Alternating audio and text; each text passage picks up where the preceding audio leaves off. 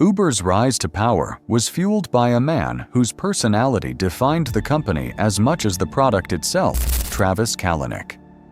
Charismatic, aggressive, and relentless Kalanick built Uber on the principle of breaking rules before regulators even knew what was happening.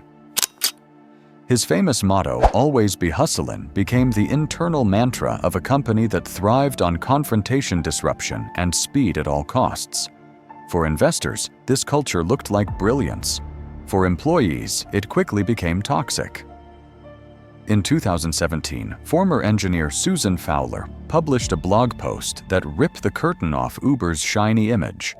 She described a workplace where sexual harassment was not only common, but often ignored by management.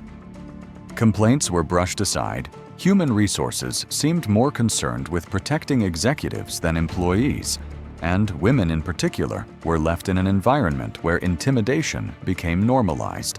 The post went viral, triggering an avalanche of stories from other employees who echoed similar experiences. Suddenly, the narrative wasn't about Uber's innovation, it was about its deep moral rot. Investigations revealed a pattern: managers making inappropriate advances, retaliation against whistleblowers, and a frat house atmosphere encouraged by Kalanick's refusal to enforce accountability. Uber wasn't just seen as disruptive, it was portrayed as a place where the rules of decency no longer applied. The scandal reached a tipping point when video footage surfaced of Kalanick berating one of his own drivers during a ride. That moment captured the arrogance that critics had long suspected a leader disconnected from the human cost of his empire. Investors grew uneasy, regulators took notice, and the pressure mounted until Kalanick was forced to resign as CEO in June 2017. His departure was more than the fall of one man, it symbolized the collapse of the culture he had created. For years, Uber had been celebrated as a daring company, willing to do whatever it took to win. Now, the same attitude was seen as recklessness, exposing not only the company's lack of ethics, but also how dangerous unchecked growth could become. In many ways, the scandal surrounding Uber's workplace culture marked the beginning of its darkest chapter 1, where innovation could no longer shield it from accountability. While the cultural scandals tore into Uber's reputation, an equally damaging war was being waged in courtrooms around the world. From the very beginning, Uber built its empire on a controversial foundation. Drivers were not considered employees, but independent contractors. This classification saved Uber billions by avoiding health benefits, minimum wage requirements, and job protections. But it also sparked an avalanche of lawsuits from drivers who argued they were being exploited. In city after city, drivers claimed they worked long hours for unpredictable pay, often earning less than minimum wage after expenses. The tension boiled over in the United States, where drivers launched class action lawsuits demanding recognition as employees. The company responded with fierce resistance, pouring money into legal defenses while insisting that flexibility, not exploitation, defined the Uber model. Yet, behind the scenes, documents revealed a different truth.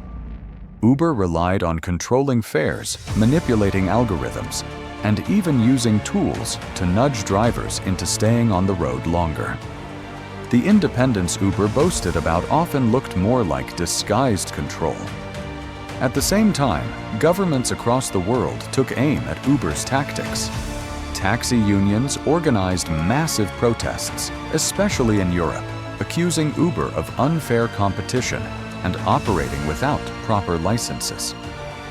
In London, one of Uber's most profitable markets regulators repeatedly threatened to ban the company outright over safety concerns and background checks. France saw violent clashes between traditional taxi drivers and Uber drivers, sometimes escalating into street riots. In cities like Barcelona and Copenhagen, Uber was forced to shut down operations altogether. The legal storms didn't stop with drivers and regulators. Uber faced lawsuits over passenger safety, ranging from assaults to negligence claims, when background checks failed to catch dangerous drivers. In India, the company was dragged into a high-profile case after a passenger was sexually assaulted by an Uber driver, a tragedy that forced the company to overhaul its safety policies. In the United States, families of victims filed suits alleging that Uber had failed to protect riders despite repeated warnings. Adding to the chaos, Uber also fought with competitors in court. One of the most explosive cases came when Google's self-driving car subsidiary Waymo accused Uber of stealing trade secrets. The lawsuit centered around Anthony Levandowski, a former Google engineer who left the company, started his own self-driving truck startup, and sold it to Uber for hundreds of millions of dollars.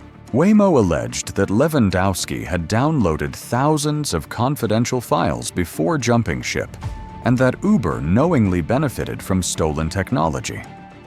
The trial threatened to cripple Uber's plans for autonomous vehicles, one of the few areas investors believed could secure its future profitability. Under immense pressure, Uber settled the case, but the damage was already done. It was branded as a company willing to cut corners even at the highest levels of innovation. The courtroom battles didn't just drain money, they drained trust.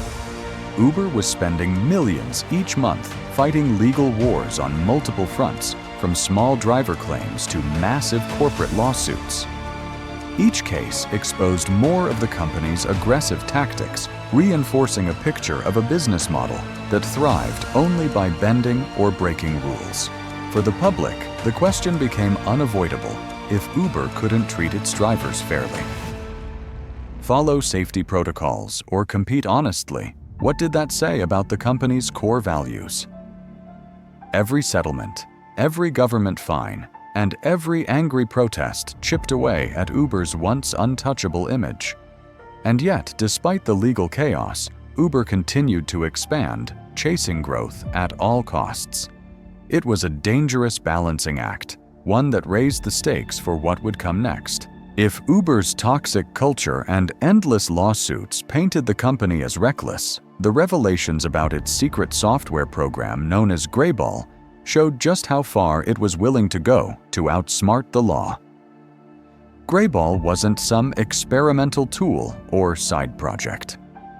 It was a carefully crafted system designed to identify government officials and regulators who might try to catch Uber operating illegally. Once flagged, these officials were served with a fake version of the Uber app. Cars would appear available, but no rides would ever arrive. In effect, regulators were chasing ghosts while Uber continued to operate under the radar. The program was exposed in early 2017 by the New York Times, and the scandal erupted overnight. Governments across the globe demanded answers, asking how a company valued in the tens of billions could openly deceive law enforcement. Greyball had been used in places like Portland, Boston, and Paris cities, where Uber faced legal restrictions or bans. The system worked by analyzing user data, frequent searches near government buildings, credit card payments linked to police credit unions, or even the presence of suspicious apps on a phone could tip Uber off that the account belonged to a regulator. Once identified, these users were greyballed and locked out of the real service. For critics, Greyball confirmed what they had long suspected: Uber wasn't just skirting the rules. It was actively undermining the very concept of regulation. Instead of negotiating in good faith, the company created a secret weapon to stay one step ahead.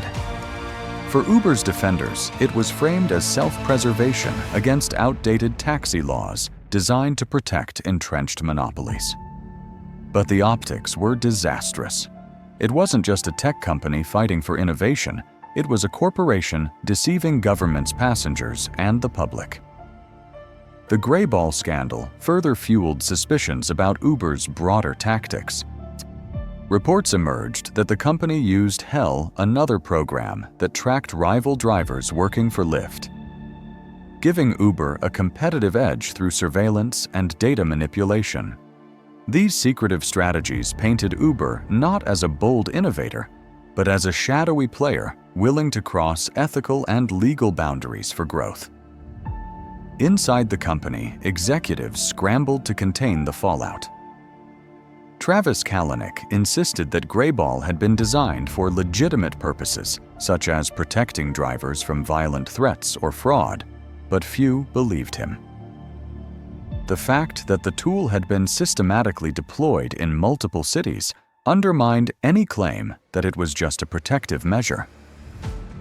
Regulators, already frustrated with Uber's aggressive expansion, now had proof that the company was deliberately undermining their authority. Politicians condemned the deception, prosecutors launched investigations, and the scandal became a symbol of Silicon Valley arrogance, a company believing itself too clever, too fast, and too powerful to be constrained by the law. The long-term consequences were severe. Greyball was banned, Uber promised to never use it again, and governments became more hostile toward the company's operations. In many markets, regulators tightened rules, demanding stricter oversight and compliance. Greyball was more than just a technical scandal. It was a turning point in the narrative. It revealed a company that viewed rules as obstacles, regulators as enemies, and deception as strategy. For Uber's critics, it was proof that the ride-hailing giant had been built not only on innovation, but also on a foundation of manipulation. Combined with lawsuits and workplace scandals, Greyball intensified the perception that Uber wasn't just a company in trouble, it was a company out of control. And the worst was still to come. Because just as the Greyball scandal faded from headlines, Uber would face an international backlash over safety data breaches and political controversies that threatened its survival in markets around the globe.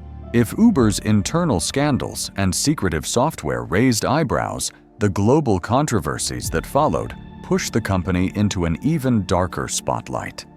No market illustrated this better than London, where Uber quickly became a dominant force with millions of riders and tens of thousands of drivers. But success came with scrutiny. Transport for London, the city's regulator, repeatedly raised concerns about driver background checks, passenger safety, and Uber's approach to reporting criminal activity. In 2017, regulators took the drastic step of revoking Uber's license to operate, citing a lack of corporate responsibility. For a city that prided itself on innovation, the decision sent shockwaves. Uber launched a fierce appeal, hiring lobbyists and promising reforms, but the message was clear. Even in a cosmopolitan capital, regulators had reached their limit with Uber's disregard for the rules. Across the globe in India, the company faced an even more devastating scandal. In 2014, a young woman in Delhi was brutally raped by her Uber driver after hailing a ride home. The case ignited national outrage, raising questions about how Uber vetted its drivers and whether the company had done enough to ensure passenger safety. The incident forced Uber to suspend operations in Delhi temporarily, while critics accused the company of prioritizing expansion over human lives. It wasn't an isolated event. Similar cases surfaced in other countries where passengers alleged that Uber drivers had assaulted or harassed them, sparking lawsuits and headlines that tarnish the company's claim of being a safe alternative to traditional taxis. The scandals didn't stop at safety. They extended into the realm of cybersecurity. In 2016, hackers gained access to the personal data of 57 million Uber riders and drivers worldwide, including names, email addresses, and phone numbers. Instead of disclosing the breach, Uber made a fateful choice. It paid the hackers 100,000 users to delete the data and stay silent. For over a year, the breach remained hidden from the public and from regulators. When it was finally revealed in 2017, outrage was swift. Not only had Uber failed to protect its users, but it had also deliberately concealed a massive breach, putting millions at risk. Governments condemned the cover-up, launching investigations and levying fines.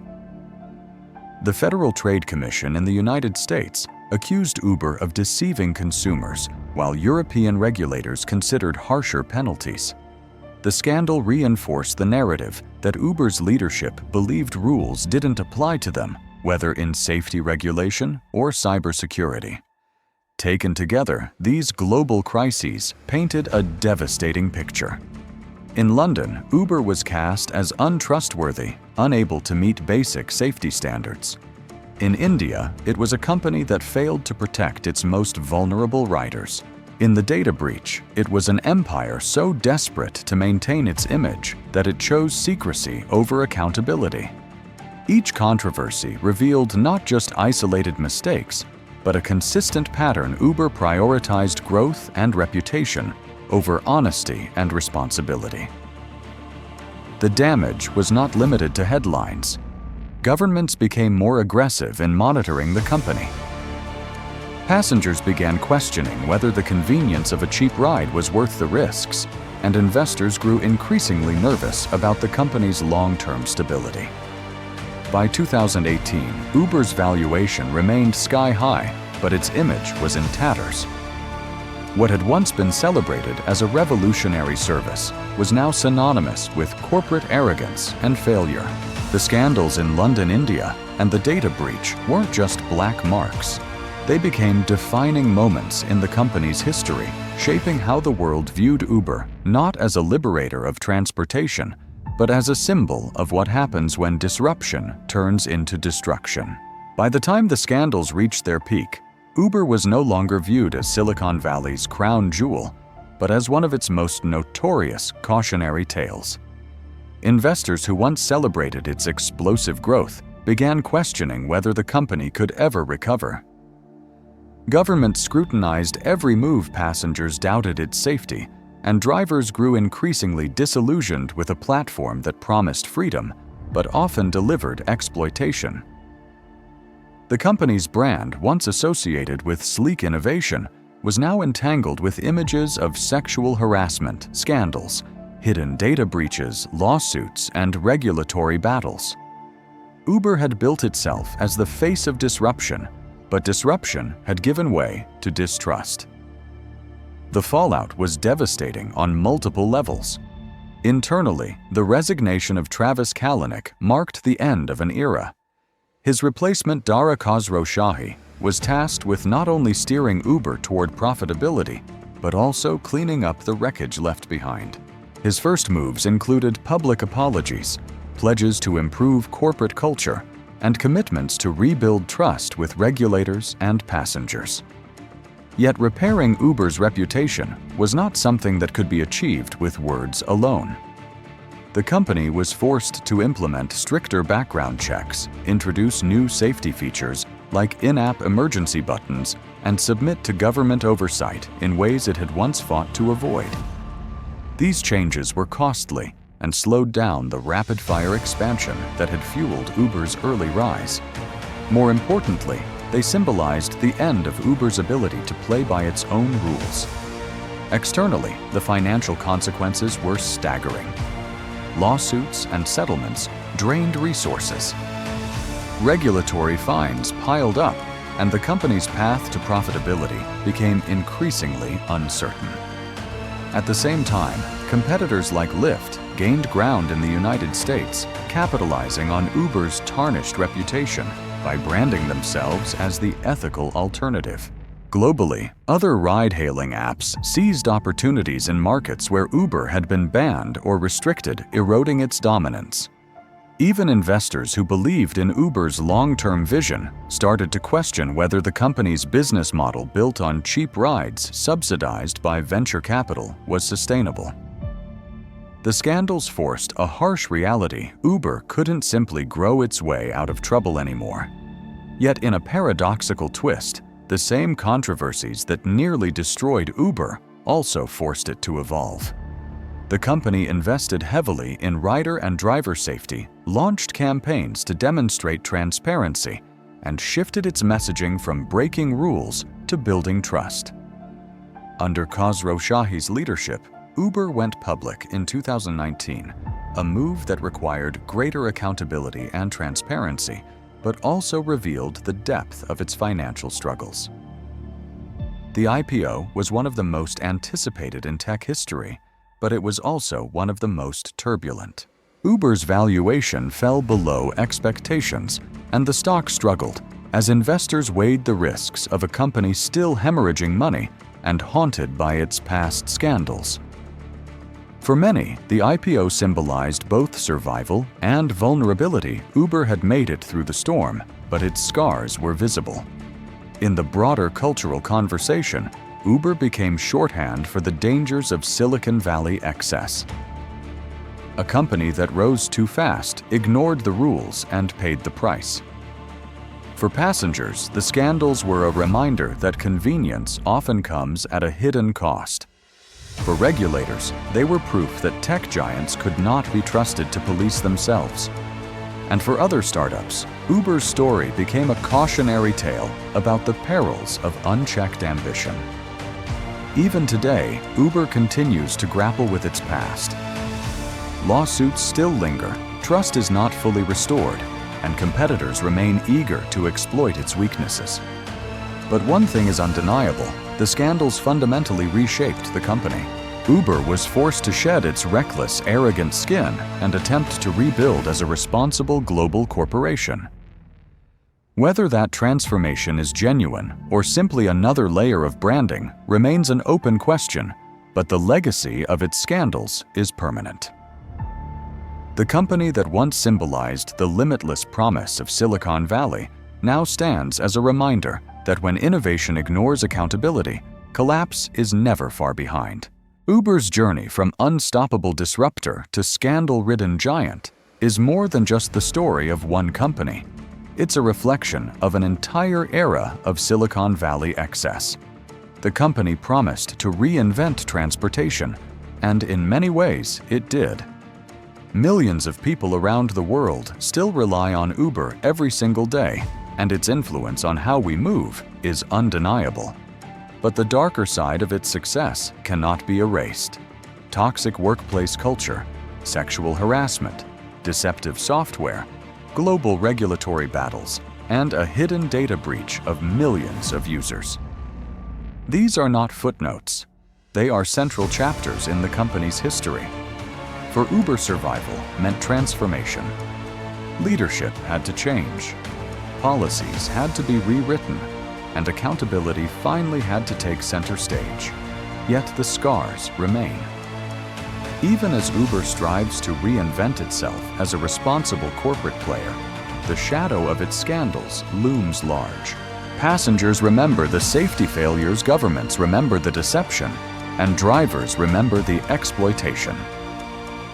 Trust once lost is never fully regained. Uber may continue to grow, diversify, and innovate, but it will never again carry the unshakable aura of a revolutionary darling. Instead, it stands as both a warning and a lesson. The warning is clear: rapid growth without accountability can spiral into disaster. And the lesson: no company, no matter how disruptive or valuable, is above the law, above ethics, or above public trust. Uber nearly lost everything, not because it failed to innovate, but because it failed to respect the boundaries that keep innovation sustainable.